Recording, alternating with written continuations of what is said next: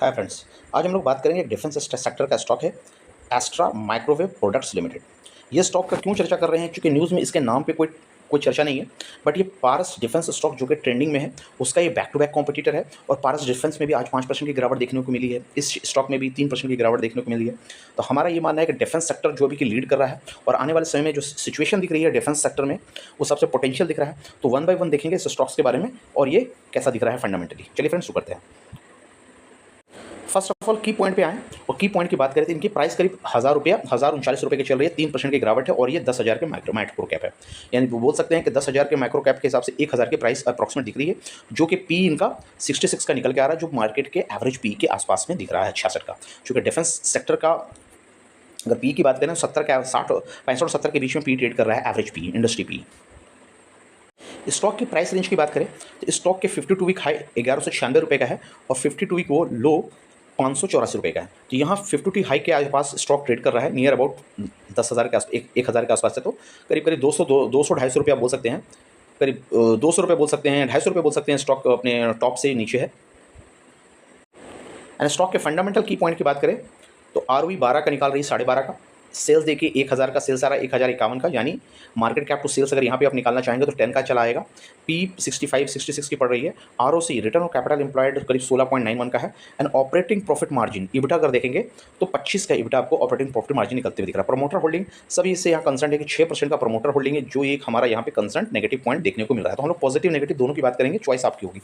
Dividend yield 0.19 का dividend दे रहा है, तो डिविडेंड निकाल के दे रही है। थोड़ा डेट टू इक्विटी देखेंगे तो 0.25 का। तो डेट टू इक्विटी अगर डिफेंस स्टॉक में जितने भी देखेंगे ज़्यादा डेट टू इक्विटी नहीं है और डिविडेंड अप्रॉक्सीमेट 0.1 0.2 के आसपास दिया। तो उस हिसाब से ये चेकलिस्ट के हिसाब से फर्स्ट स्नैपशॉट के थ्रू पास होती हुई दिख रही है।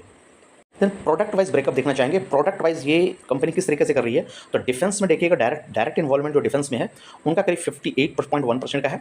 एक्सपोर्ट जो कर रही है 31.5% चल रही है। स्पेस में काम कर रही है 8% का। मेटलर्जिकल में 2.4 के हिसाब से काम कर रही है। तो जब सबसे अगर ज़्यादा देखें तो 50% पेनिट्रेशन डिफेंस और इसके माल को एक्सपोर्ट करने में इनका दिख रहा है। वाइज देखेंगे तो लोकेशन वाइज इंडिया में 95.5% कर रही है और करीब 4.5% रेस्ट ऑफ द वर्ल्ड में करती है। देख सकते हैं तो ओवरऑल पेनिट्रेशन इंडिया में ही इनका ज़्यादातर पोजीशन दिख रहा है। इनका कस्टमर वाइज ब्रेकअप देखेंगे तो 95% 58% अदर्स में है, 29% कस्टमर इल्टा सिस्टम में है एंड DCX केबल असेंबली में DCS केबल असेंबली में 13 यानी 14% बोल सकते हैं कस्टमर इनके दिख रहे हैं। तो ज़्यादा अदर्स में मिक्स कस्टमर इनके 50% है और ज़्यादातर 50% से ऊपर का पार्ट इनका इल्टा और DCX में आ रहा है। डिफेंस की ऑर्डर बुक की बात करें तो सबसे ज़्यादा पेनिट्रेशन और ऑर्डर बुक इनका डिफेंस में दिख रहा है, करीब 76.9% और एक्सपोर्ट में 11.5%, स्पेस में आपका 7.2%, मेटलर्जिकल में 4.4%। तो इस हिसाब से डिफेंस में जिस हिसाब से पेनिट्रेशन उस हिसाब से इनका ऑर्डर बुक भी डिफेंस में ही ज़्यादा दिख रहा है। इनका ऑर्डर बुक टू सेल का रेशियो देख सकते हैं, करीब 215% का है। यानी कह सकते हैं कि 2.5 गुना उनके पास में 2 गुना इनका ऑर्डर बुक है, जिस हिसाब से ये सेल्स कर रही है। जिस हिसाब सेल्स के हिसाब से 2 ईयर्स का ऑर्डर बुक इनके पास में पड़ा हुआ है। इनके पेयर के थ्रू कंपैरिजन करें एस्ट्रा माइक्रोवेव प्रोडक्ट्स का है, जो इनका देखेंगे मार्केट प्राइस 1,000 की चल रही है। एवेंटल का 139 का प्राइस 159 का प्राइस चल रहा है। डेटा पैटर्न जो एक बड़ी कंपनी है 2,931 रुपये का प्राइस चल रहा है। पारस डिफेंस 884 रुपये का प्राइस चल रही है। तो हम यहाँ पारस डिफेंस और डेटा पैटर्न से इनकी डायरेक्ट कंपेरिजन करेंगे तो इसके हिसाब से देखेंगे तो 66 का हमारा पी निकल के आ रहा है, डेटा पैटर्न का 75 का पी निकल के आ रहा है एंड पारस डिफेंस का 118 का पी भी आ रहा है। तो पी के मामले में ये एस्ट्रा माइक्रोवेव प्रोडक्ट्स अच्छा निकलता हुआ दिख रही है। देन मार्केट कैप के हिसाब से देखें, एस्ट्रा माइक्रोवेव का 10,000 का मार्केट कैप है। डेटा पैटर्न का करीब 17,000 का मार्केट कैप है एंड डिफेंस का पारस डिफेंस का करीब 7,500 का मार्केट कैप है। तो मार्केट कैप के हिसाब से देखें तो ऑन एन एवरेज ये मीडियम रेंज पे दिख रही है 10,000 के आसपास। प्रमोटर होल्डिंग सबसे कम और उसका कंसर्न भी बोल रहा था मैं कि 6% करीब 6.5% के आसपास एस्ट्रा माइक्रोवेव का है। एवेंटल का 38 है, यहाँ देख सकते हैं। डेटा पैटर्न का 42 का है। प्रमोटर होल्डिंग ये ठीक ठाक है और पारस का भी प्रमोटर होल्डिंग 57 का है। तो पारस यहाँ से ठीक ठाक दिख रही है, डेटा पैटर्न भी ठीक दे रही है। तो इनका प्रमोटर होल्डिंग कम है, उस हिसाब से फिर डिटेल पैटर्न देखना पड़ेगा इनका। 1 ईयर का सेल्स को देख लें तो 1 ईयर का सेल्स करीब 15% का है। एवेंटल का करीब 17% का है। डेटा पैटर्न का आपका 117% का है और पारस का 35% का है। एंड ROE देखेंगे तो सबसे बढ़िया ROE एवेंटल का निकल के आ रहा है। डेटा पैटर्न का 18% और 13% का ROE निकल के आ रहा है। देन पारस का देखेंगे 10 का ROC है और ROE 7 का निकल का। तो तो सबसे अच्छे ROC ROE के रेशियो में देखेंगे एवेंटल का निकल के आता हुआ दिख रहा है 32 और 23 का। उसके हिसाब से इनका भी ROC 16 और करीब करीब 12 का दिख रहा है। प्रोडक्ट वाइज अगर ब्रेकअप की बात करें तो एस्ट्रा माइक्रोवेव जो है डिफेंस में 56% है, एक्सपोर्ट में 31% है, स्पेस में 8% के आसपास है, और मेटलर्जिकल में मेट्रोलॉजी और सिविल टेलीकॉम में 2.4% का है। वहीं अगर डेटा पैटर्न को अगर एनालिसिस करें, एरोस्पेस में देखिएगा, डिफेंस में नहीं, एरोस्पेस में 7.5% का है और 19% के आसपास है। इलेक्ट्रॉनिक्स वायर फेवर इनका पोजीशन है। एस्ट्रा माइक्रोवेव के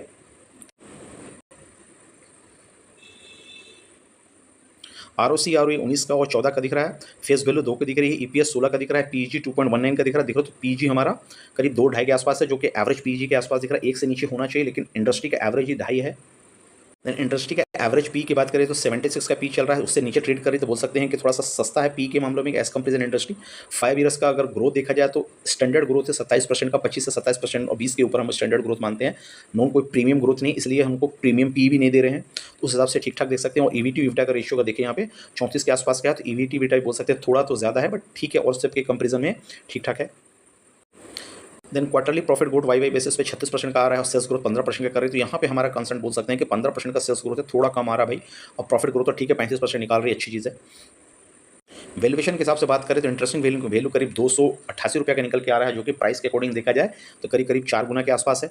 एंड ग्राहम नंबर भी 200 के आसपास का, तो उसके हिसाब से 5 गुना चल रहा है, 5 के मल्टीपल पे चल रहा है, तो बोल सकते हैं कि थोड़ा सा महंगा है उस हिसाब से intrinsic value and Graham number के अकॉर्डिंग। देन बैलेंस शीट का हेल्थ कंडीशन देखा है तो quick ratio and current ratio का पोजीशन तो बैलेंस शीट इसका कहता है कि क्विक रेशियो करंट रेशियो 2.42 का है, जो कि ठीक ठाक है, एंड क्विक रेशियो देखा जाएगा 1.46 का। तो क्विक रेशियो थोड़ा सा कंसर्न है, इनका से ज़्यादा गिरावट दिख रही है क्विक रेशियो में, तो इनका उस हिसाब से करंट रेशियो करीब 2.5 के आसपास दिख रहा है, तो ओवरऑल ठीक ठाक बोल सकते हैं। देन इंटरेस्ट कवरेज रेशियो भी देखेंगे तो 4.57% का, इस हिसाब से भी इंटरेस्ट कवरेज रेशियो थोड़ा सा कम है और थोड़ा सा इंप्रूव होना चाहिए था। And cash flow from the operation से देखेंगे तो ये कंसर्न मुझे दिख रहा है, cash flow from the operation main business ये नेगेटिव में कैश फ्लो है और ये 90 करोड़ की नेगेटिव फिगर है।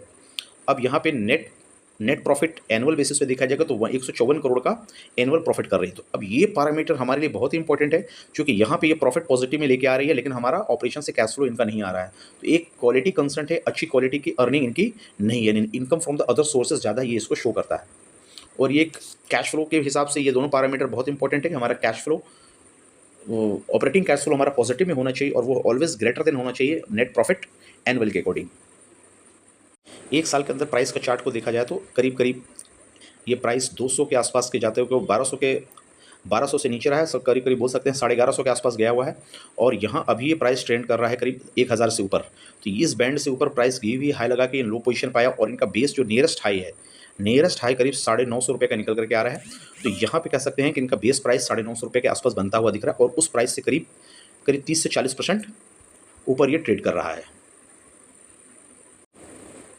कि पॉजिटिव पॉइंट पे अगर नज़र डालें तो करीब 29.4% का 5 ईयर्स में प्रॉफिट ग्रोथ दे रहा है, यानी प्रॉफिट ये कर रही है और कंसिस्टेंसी प्रॉफिट के साथ ये डिलीवर कर रही है।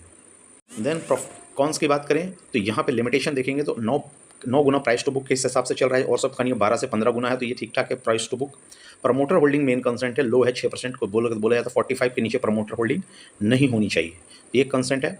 हाई डेबिटर डे है तो 273 में इनका पैसा आ रहा है, तो इसीलिए हमने बताया था कैश फ्लो इनका नेगेटिव में है तो डेबिटेड डे तो बढ़ना ही है, उस हिसाब से एक कंसेंट यहाँ निकल करके आ रहा है, कैश फ्लो इनके पास में नहीं है।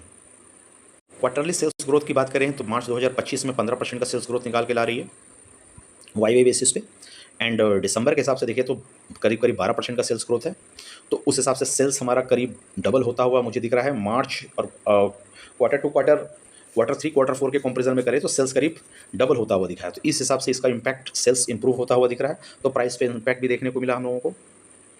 लेकिन नेक्स्ट ऑपरेटिंग प्रॉफिट मार्जिन देखें, ओपीएम क्या आ रहा है 29% का 21% तो बोल सकते हैं सस्टेनेबल ऑपरेटिंग प्रॉफिट मार्जिन दिख रहा है लास्ट 3 क्वार्टर के कंपेरिजन में। प्रॉफिट ग्रोथ देखेंगे तो अभी हमारा वाई बेसिस पे क्वार्टर 4 2025 का 35% का ग्रोथ दिखा रहा है, जबकि क्वार्टर 3 का अगर देखेंगे वाई बेसिस पे ग्रोथ 9% का आ रहा है, तो यहाँ से तो जंप अच्छा खासा दिखा है। और सेकेंड क्वार्टर का ग्रोथ वाई बेसिस पे 15% का आ रहा था। तो उस हिसाब से ग्रोथ पॉइंट ऑफ व्यू से इस क्वार्टर में सेल्स भी हमारा ज़बरदस्त बढ़ा है और हमारी प्रॉफिट भी अच्छी बढ़ी है। तो उसके पॉइंट ऑफ व्यू से देखें, ईपीएस हमारा डबल होता हुआ दिखा है। 3 क्वार्टरों का अगर ईपीएस को देखें तो 2.667 से 5% और 7.5% है। तो यहाँ से कह सकते हैं कि 50% की ईपीएस में उछाल आते हुए दिखी है क्वार्टर 3 से क्वार्टर 4 की ईपीएस में। सेल्स ग्रोथ की बात करें अगर हम ईयर टू ईयर एफआई 24-25 में, तो 909 करोड़ का सेल्स ग्रोथ हुआ करता था। एफआई 24 में, एफआई 25 में 1051 का सेल्स ग्रोथ होती है। यहाँ बोल सकते हैं 10 से 15% की ग्रोथ देखने को मिल रही है सेल्स ग्रोथ में ईयर और ईयर एफआई बेसिस पे। एंड बॉटम लाइन ग्रोथ देख सकते हैं कि नेट प्रॉफिट एफआई बेसिस पे 121 से 154 हो गया है। तो एफआई बेसिस पे हमारा ग्रोथ कितना आ रहा है एफआई 24 से एफआई 25 में करीब 25 से 30 बेसिस पॉइंट का आ रहा है।